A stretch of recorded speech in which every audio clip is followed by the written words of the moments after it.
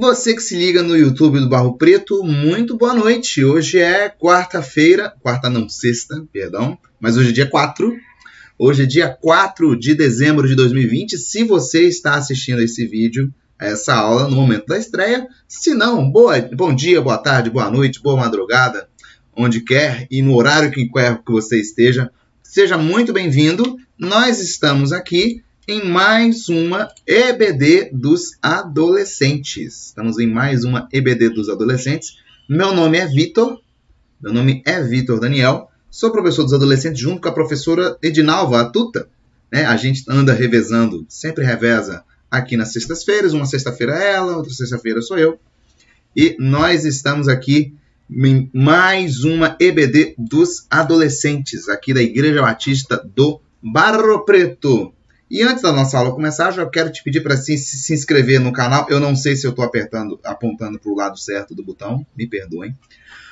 Se inscreve no nosso canal, ative as notificações e para você ficar por dentro de tudo que acontece aqui no YouTube do Barro Preto, a gente sempre tem os cultos nos domingos, nas quintas-feiras, no sábado a gente tem vídeos especiais saindo também, para você ficar ligadinho por dentro da nossa programação aqui no canal do YouTube, não só a EBD dos adolescentes, mas temos também as outras EBDs e os outros cultos. Então se inscreve aí para você não perder nada, tudo bem? Galera, hoje nós vamos falar de um assunto que eu gosto muito. E eu gosto muito de falar, porque hoje nós vamos falar dela. Nós vamos falar dessa bonitinha aqui. Nós vamos falar, gente, de por que nós cremos na Bíblia. Vamos falar dessa bonita, por que a gente... Vou botar aqui, perdão, para não tapar o título. Por que a gente crê na Bíblia Sagrada? Afinal de contas, por que a gente escolheu crer? Por que nós acreditamos que as palavras desse livro são verdade e por que nós acreditamos nela? Então, a nossa lição de hoje é focada nisso. Nas últimas aulas, 2 aulas atrás comigo, nós falamos sobre espiritismo, sobre por que a gente não entende o espiritismo como sendo verdade. E na semana passada, a Tuta falou sobre ateísmo, né? Como que a gente pode saber que Deus existe, né? E aí, galera, se nós cremos que Deus existe, e esse é um grande ponto da fé cristã, nós, além de crermos que Deus existe, a gente crê que Ele se comunica com a gente, que Ele fala conosco. Porque tem gente por aí que diz que Deus existe, tudo bem, existe um Deus, existe alguém que criou o universo, mas Ele está lá no cantinho dele. Ele está lá no cantinho dele, Ele não faz nada demais pela gente, não se interessa, não se importa, não se envolve em nada. E aí, galera, a gente conversa hoje sobre a Bíblia, que é comunicação de Deus. Deus se importa com a gente. Deus fala conosco. Deus não criou o mundo e foi embora, não. Do contrário, Deus é presente nas nossas vidas. Então, hoje nós vamos falar um pouco sobre isso, sobre por que a gente escolhe crer na Bíblia, por que nós podemos acreditar na Bíblia, meus amigos. E aí, gente, a gente tem um negócio, que é o seguinte. Como eu falei, muita gente nem acredita que Deus existe, né? Como já falamos com a Tuta na semana passada. E dentre aqueles que acreditam num Deus, que exista Deus, tem gente que acredita que a Bíblia não é a verdade. Muito menos que ela seja a palavra de Deus.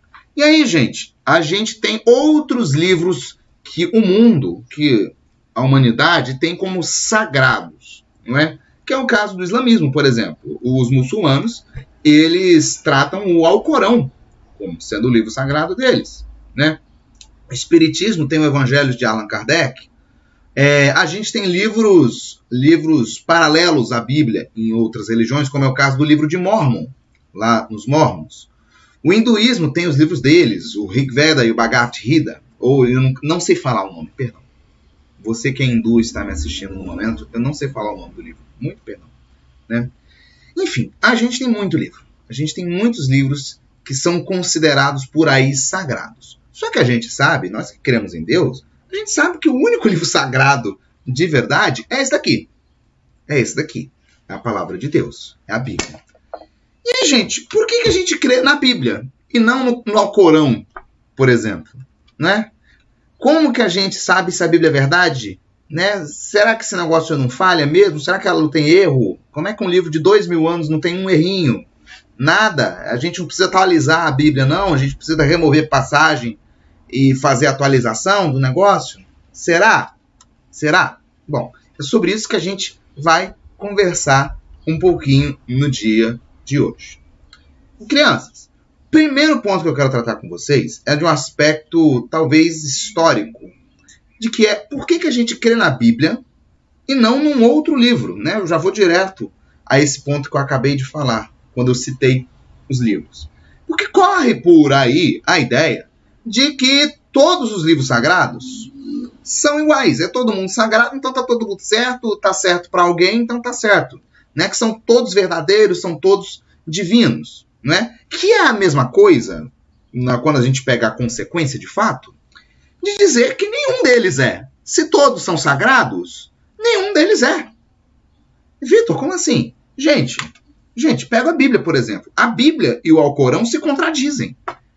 Eles se contradizem. Então, se eu digo que a Bíblia é sagrada e o Alcorão é sagrado, nenhum dos dois é sagrado. Nenhum dos dois pode ser sagrado ao mesmo tempo. Né?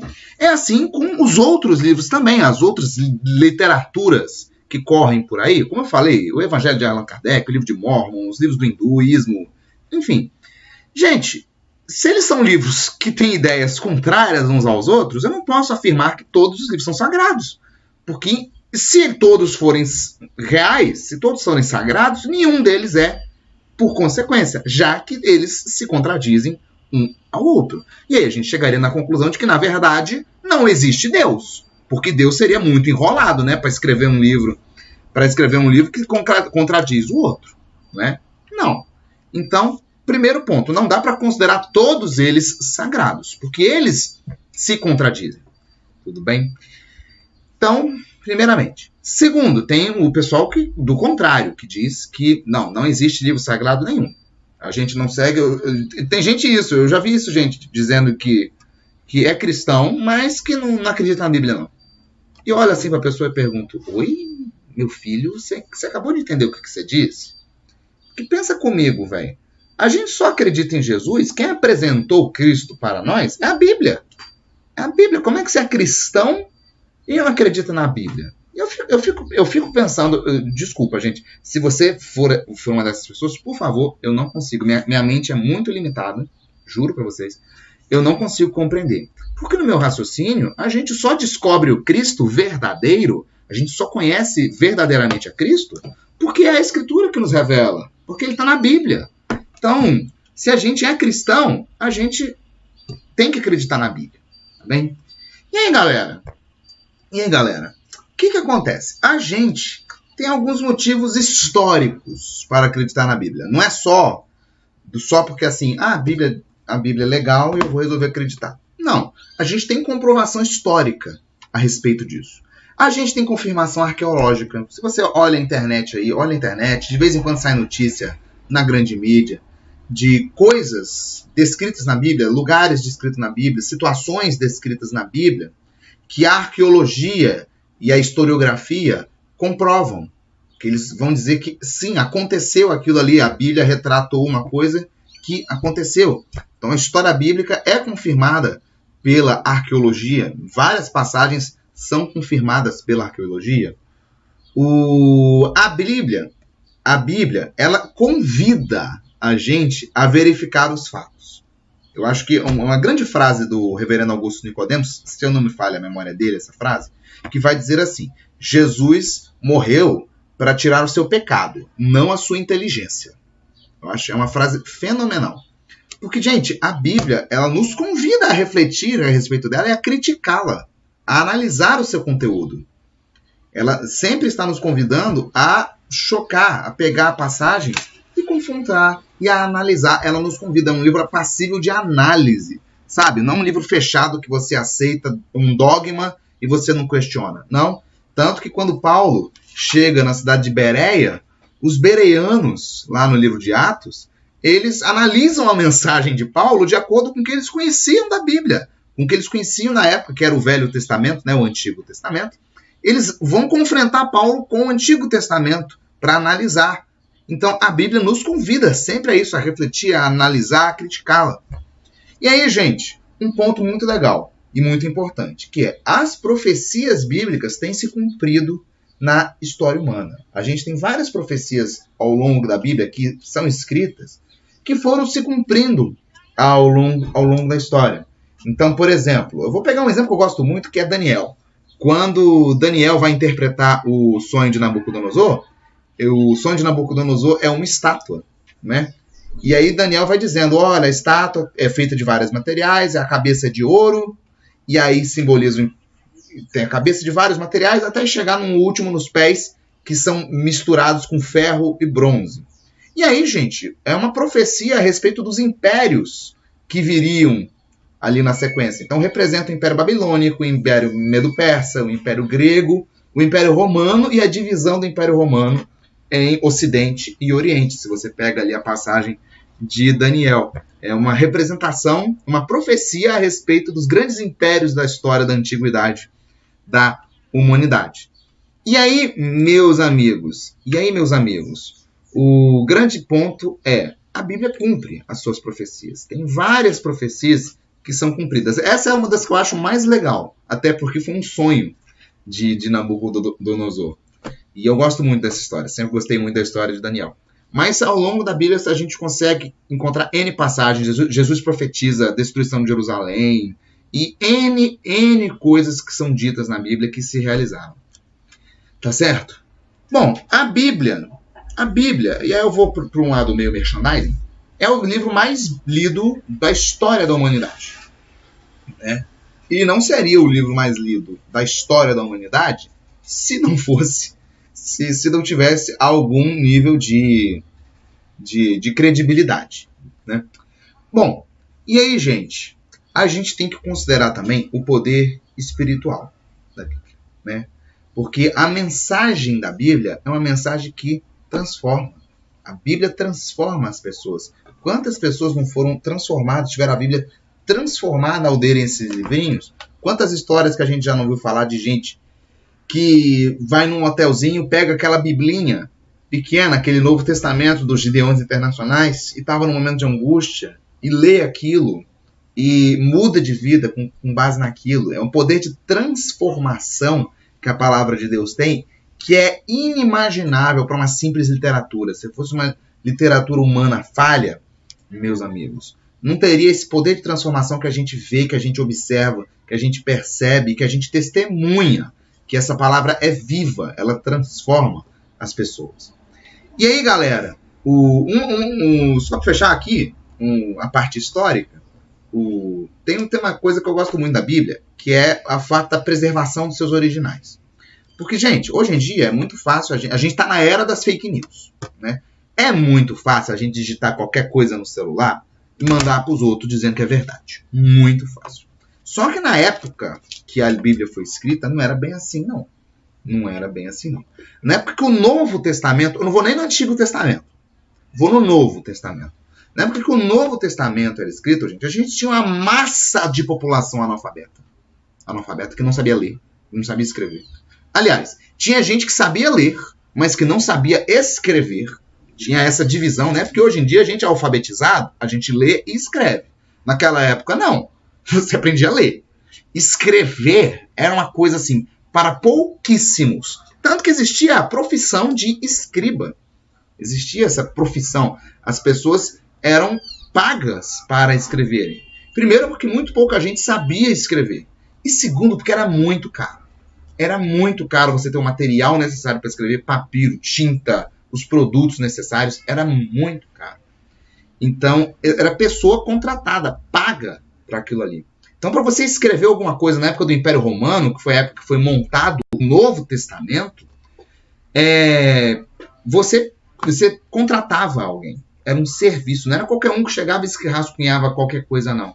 Era um serviço. Você contratava, verificava. É que nem se hoje em dia você pedisse uma compra pelo correio, que aí chega, aí você verifica, aí a empresa te manda um e-mailzinho, uma notificação perguntando se está tudo bem. Né? Era um processo muito rígido de escrita na Bíblia. Então é por isso que a gente consegue garantir, dado esse processo rigorosíssimo que era para escrever no mundo, que a Bíblia é fiel aos originais. que a Bíblia realmente foi escrita daquele jeito, que os textos foram escritos do jeito que chegaram até hoje. Porque foram feitas cópias dos textos. Alguém escrevia um e aí iam se fazendo cópias. Chegava um livro da Bíblia lá na igreja, por exemplo, Paulo resolveu mandar a carta dele para Coríntios.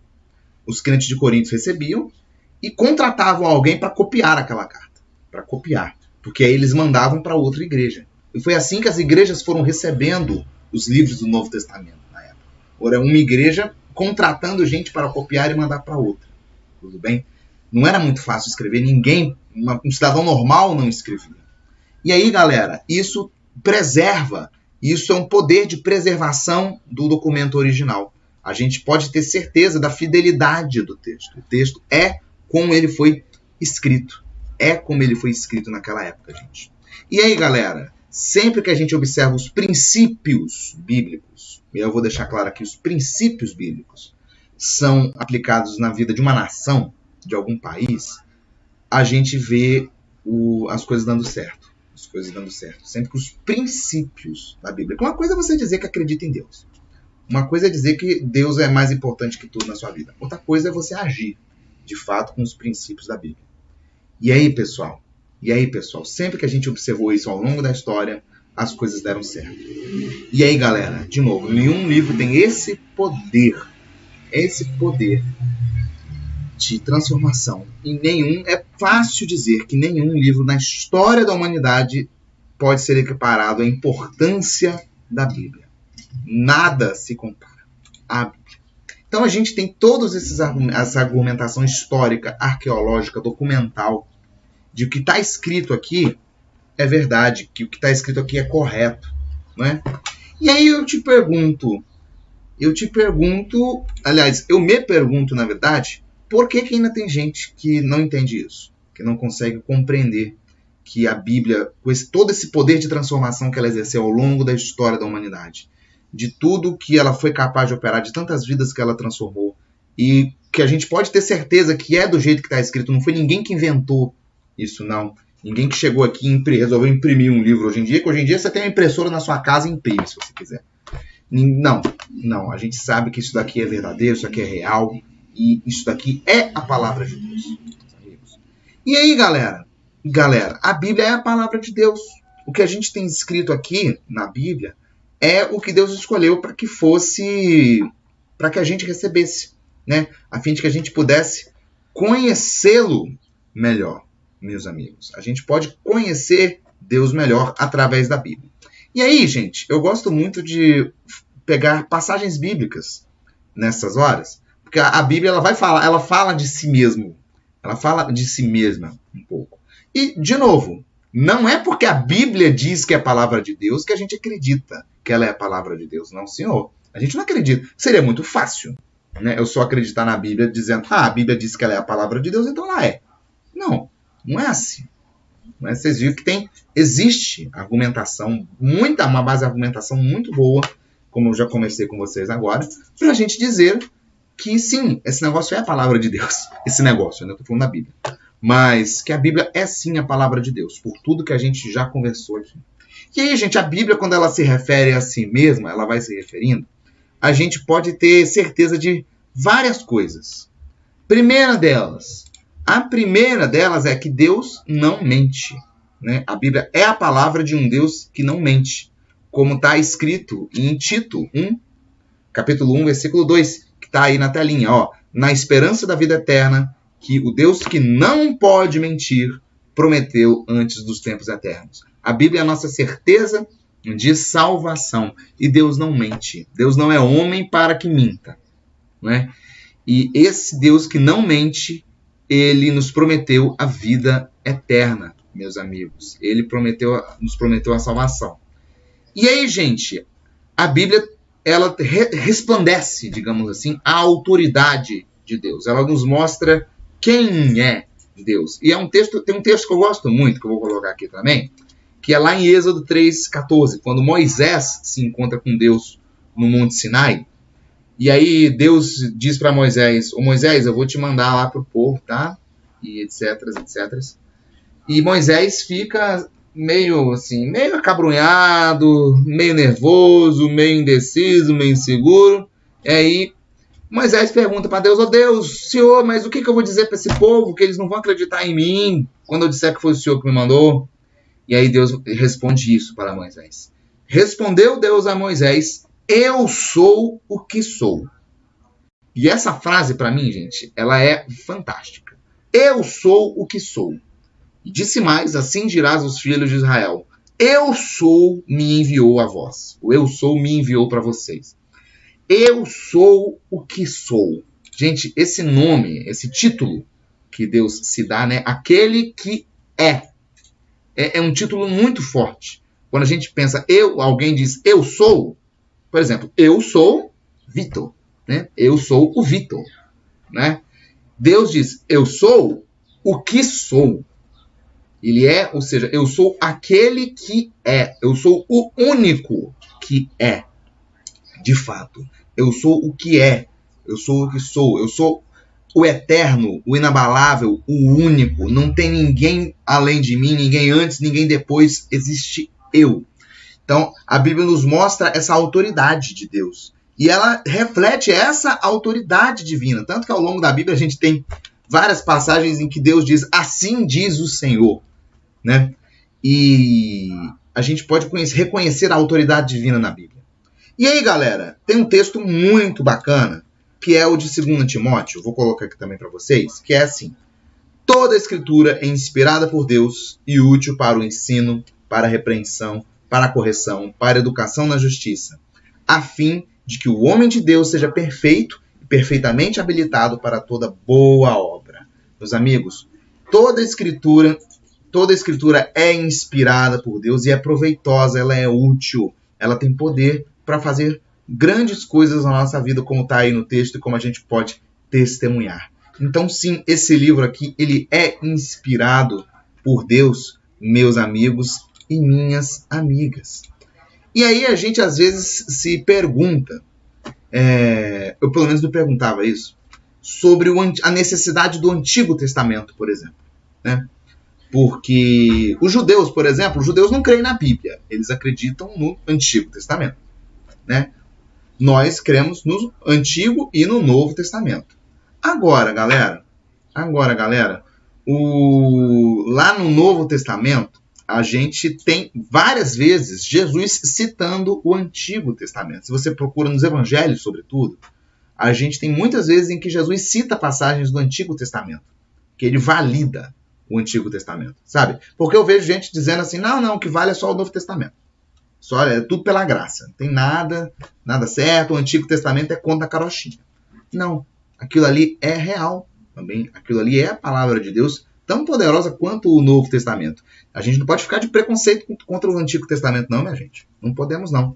E aí, o próprio Jesus vai dizer o seguinte lá em Mateus 5,17. Não penseis que eu vim revogar a lei ou os profetas. O pessoal naquela época começou a achar isso, que Jesus vinha para acabar com tudo, vamos começar do zero esse negócio. Não, Jesus disse, não, eu não vim revogar ninguém. Eu não vim para revogar, vim para cumprir. Cristo vem e cumpre a lei. Ele cumpre a lei, cumpre os profetas, ele cumpre o Antigo Testamento. Não é? E aí, galera, o próprio Jesus vai dizer mais tarde que passará o céu e a terra, porém as minhas palavras não passarão. As minhas palavras não passarão. Tudo pode passar, mas isso daqui não passa. Isso daqui não passa jamais, meus amigos. E aí, gente, isso aqui é infalível. A Bíblia é infalível, ela não falha, ela não passa, ela não muda, ela não precisa de atualização, ela não precisa de reinterpretação, ela não precisa de escrever novamente, não precisa de pensar de novo, não precisa da gente chegar para Deus e dizer, Deus, o Senhor estava tão errado quando escreveu esse negócio, né? Como se a gente pudesse dar conselho para Deus. Né? Imagina você dando conselho para Deus, eu dando conselho para Deus, gente, olha só, quem sou eu, né? Enfim, é isso, meus amigos, é isso. E aí, gente, a Bíblia é verdade. Tem um salmo, o Salmo 119 é um salmo lindo. Eu vou projetar aqui um versículo dele, que é o versículo 170. As tuas palavras são em tudo verdade desde o princípio, e cada um dos teus justos juízos dura para sempre. Isso é o salmista falando a respeito de Deus, né? A palavra de Deus dura para sempre e ela é verdade desde o início, né? O Salmo 119, gente, se a gente lê o Salmo 119 com atenção, ele é um salmo que eu gosto muito, porque ele é um salmo a respeito da palavra de Deus. São 170 e quantos versículos que a memória me falhou, gente, desculpa. Não anotei, estou abrindo aqui. 176 versículos, cada um deles divididos em blocos de 8 versículos. São blocos de 8 versículos. E é um salmo inteiro discorrendo sobre a palavra de Deus. É o maior salmo da Bíblia, e é o maior o maior capítulo da Bíblia, perdão, e é um capítulo inteiramente dedicado à Bíblia. Um capítulo dedicado à palavra de Deus. E eu lembro quando era criança, eu decorei um pedacinho do Salmo 119 quando era criança. E eu lembro que lá no Salmo 119, o versículo 105, dizia: lâmpada para os meus pés é a tua palavra e luz para o meu caminho. A palavra de Deus é o nosso guia. É ela quem pode nos guiar, meus amigos. É ela que tem poder para nos guiar. Então, galera, por que a gente pode crer na Bíblia? A gente pode crer na Bíblia porque nenhum livro se compara a ela na história da humanidade. Nenhum outro livro se compara a ela. A Bíblia não se contradiz. Tem um pessoal aí que acha contradição na Bíblia. Gente, não. A Bíblia não se contradiz. A Bíblia não entra em contradição. A palavra de Deus, ela é inerrante. Ela não se contradiz. Tem um pessoal dizendo que diz, por exemplo, mas lá em Mateus, lá em Mateus está dizendo que era um cego no caminho, por exemplo. Que era um cego no caminho, aí em Lucas, que era 2 cegos, não sei das quantas. Gente, a Bíblia foi escrita por pessoas. Né? A pessoa viu ali. Viu, tinha uma multidão ali no redor do lugar, a Bíblia vai dizer, a história conta, tinha uma multidão na história, no lugar, né? E aí, um conta que tinha 2 cegos. O outro conta de um só. Tudo bem, por quê? Porque foi o que ele viu. Foi o que viu-se na hora. O que se viu na hora ali. Mas, tudo bem, factual. Tudo bem? Isso vai do ponto de vista. A gente tem que entender, a gente tem que lembrar também, gente, que o negócio foi escrito por pessoas. Não é? Então, ainda mais essas passagens que contam histórias, né? A gente está sujeito a ter as diferenças do ponto de vista. É a mesma história sendo observada por 4 pontos de vista. Tanto que a gente pega a ressurreição de Cristo, por exemplo, que é narrada nos 4 evangelhos, você tem 4 narrativas em que uma deixa ponto de fora da outra. Você tem coisa que só aparece num livro, que não aparece nos outros, né? Porque vai se completando. Os livros, na verdade, eles não se contradizem, eles se completam. Okay? Então a palavra de Deus não se contradiz, ela não erra, ela não se contradiz, ela não mente, ela é a verdade. E nós cremos, sim, que ela tem o poder de transformar vidas, porque ela é a palavra de Deus. Amém, queridos? Então, que a gente possa crer na Bíblia, na palavra de Deus, de todo o nosso coração, com todo o nosso entendimento, com todas as nossas forças. E que a gente possa não só crer, mas aplicar esse conhecimento da Bíblia nas nossas vidas também. Tá certo? E eu encerro com um último texto, que é esse de Hebreus aqui. Porque a palavra de Deus é viva e eficaz e mais cortante do que qualquer espada de 2 gumes, e penetra até o ponto de dividir alma e espírito, juntas e medulas, e é apta para discernir os pensamentos e propósitos do coração. Amém? Galera, é esse livro, é essa palavra de Deus que tem poder para nos transformar. Então, que Deus nos abençoe e que Deus nos ajude a crer cada vez mais na sua palavra. Bom? Um abraço, até a próxima, até daqui 2 semanas. Fiquem com Deus e tchauzinho, gente.